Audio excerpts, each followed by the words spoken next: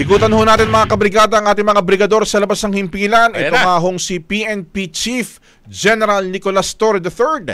Nag-inspection daw sa ilang mga paaralan sa Quezon City ngayong araw ho ng pasukan. Ano-ano kayo mga schools, yung mga pinuntahan niya dyan? May nakita ba siyang mga dapat baguhin? Ano ba yung mga pagtitiyak ho niya para humaayos ang ating balik eskwela? Brigada Kath Austria, i-brigada mo! Brigada Live Report. Brigada Gab and Brigada Hodge, katatapos lamang ng inspeksyon ni PNP Chief General Nicolas Torre III dito sa Batasan Hills National High School at sa President Corazon Aquino Elementary School dito sa Quezon City. Sa kanyang pag-iinspeksyon, kinamusta niya ang mga school principals at administrator ng dalawang paaralan at inalam ang kanilang mga paghahanda at hiniling na ipalaganap ang paggamit ng 911 emergency hotline. Kinamusta rin ni General Torre ang ilang estudyante na nagbalik eskwela.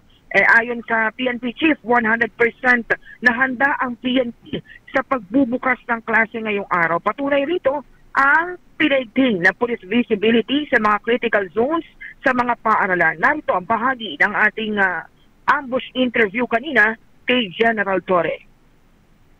Nagpapakita lang tayo ng suporta sa ating mga estudyante na ngayong araw ay bumalik sa mga eskwelahan nila para sa pagsimula ng bagong school year.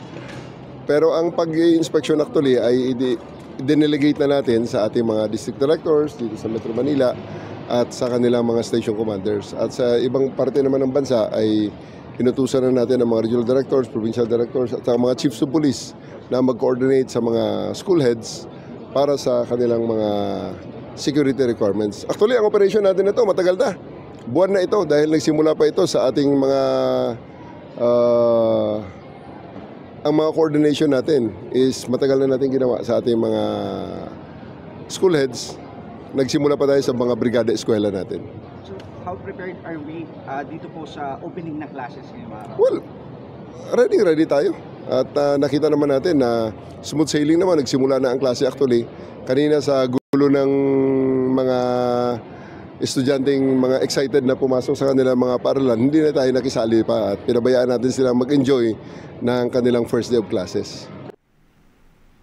Mahigpit ang atas ni Torres sa mga police commanders sa watahin ng street crimes at protektahan ng mga mag-aaral sa anumang pagtatangka ng panggugulo. Nasa kabuang 37,740 police personnel ang itinakalat ng PNP sa buong bansa para yan magbantay sa halos 46,000 na mga public at private schools sa buong bansa. Bilang bahagi ng mas pinaigting na police visibility, meron ding mga itinatag na mga police assistance desk.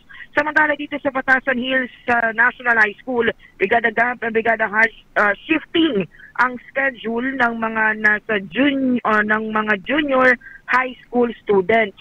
From 6 a.m. merong Monday na pasok, Monday at Tuesday ang first hours o itong 6 a.m. to 12:20 ay mga grade 10 students.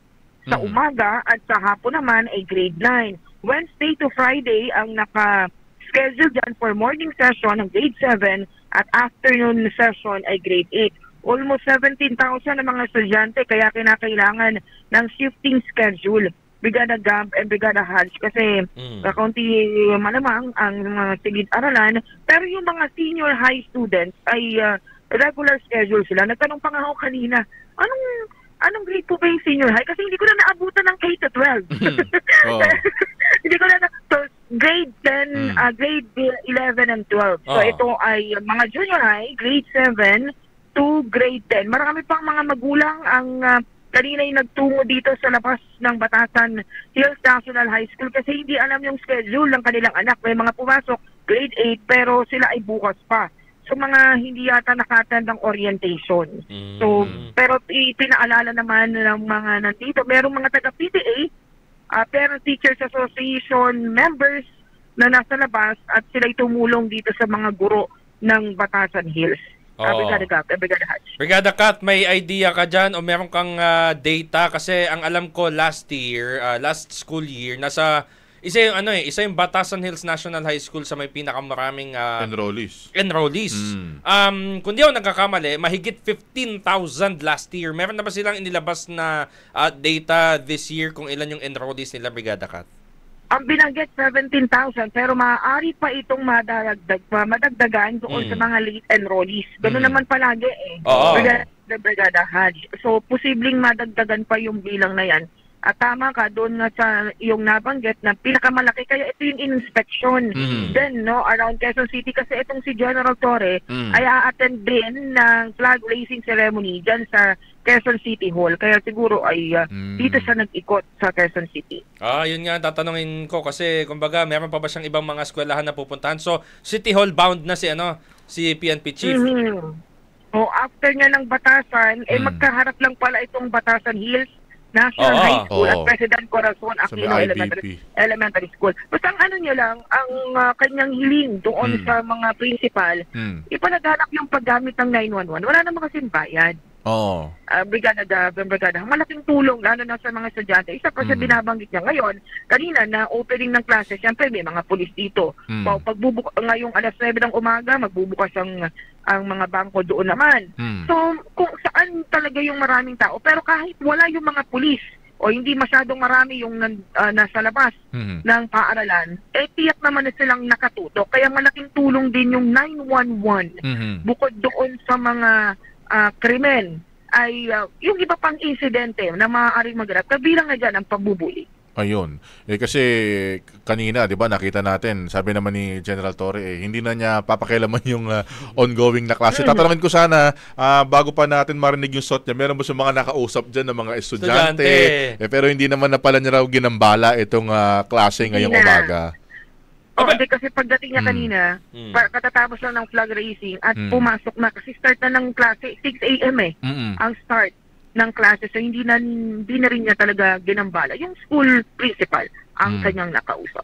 Pero kadalasan, Brigada Kat, syempre alam naman natin pagka elementary, yun yung mga may separation anxiety, sepangs, di ba? Umiyak-iyak. Sa high school, wala naman na tayo makikita ang ganyan. Pero kumusta yung ako, umiyak ako umiiyak ka pa din? May mga nakita ka na mga umiiyak-iyak dyan sa first day nila. Wala naman actually, excited yung mga bata. Sabi ng sarili ko lang, naging classmate pa rin ba kita ngayong year? May mga ganun mga tropa-tropahan Alam mo naman ang high school.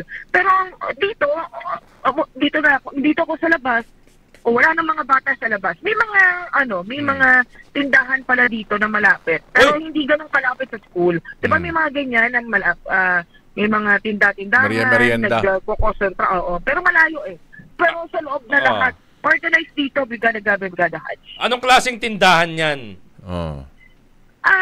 Bukod tindahan ng merienda, pero may mga nagpapaserok, mga nakikita sa labas ng paaralan, mga kailangan din ng mga estudyante. Kasi kanina, na-interview namin si Major Ines ng MPD. Tinanong namin, ano yung ginagawa nila para masiguro yung mga nagtitinda ng sigarilyo sa labas, yung mga nagko-com shop. So, dyan wala namang mga ganong napuna si General Torre.